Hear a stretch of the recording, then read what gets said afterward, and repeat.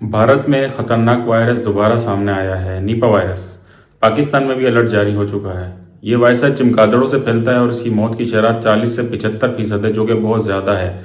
आइए जानते हैं कि ये वायरस क्या है, कैसे फैलता है और इससे बचाव कैसे मुमकिन है।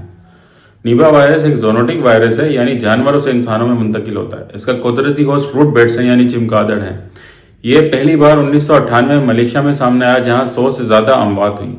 इसके बाद हर साल भारत और बांग्लादेश में केसेस रिपोर्ट होते रहते हैं। जनवरी 2026 में वेस्ट बंगाल में भी केसेस रिपोर्ट हुए। सवाल ये पैदा होता है कि ये वायरस फैलता कैसे है।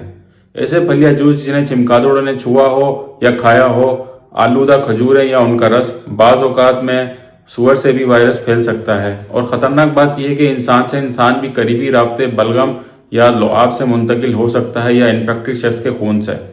इसलिए सिंध गवर्नमेंट ने मुसाफिरों के लिए अलर्ट जारी किया है। तो सवाल ये पैदा होता है, इस बीमारी का इलाज क्या है, या इस वायरस का इलाज क्या है। वायरस के 5 से 14 दिन बाद अलामत जाहिर होती हैं, जिसमें तेज़ बुखार, शदीद सर दर्द, उल्टी, खांसी, सांस में दुश्वारी, शदीद केसेस में दिमाग की सोजिश, चक्कर, फालिज या कोमा भी हो सकता है। तकरीबन आधे मरीज सेहतयाब नहीं हो पाते। इलाज और बचाव कैसे हो सकता है इसका? अभी तक निपा वायरस का कोई वैक्सीन या मखसूस दवा मौजूद नहीं। इलाज सिर्फ सपोर्टिव होता है, जैसे कि ऑक्सीजन या आईसीयू केयर, जो कि हॉस्पिटल में मुमकिन है।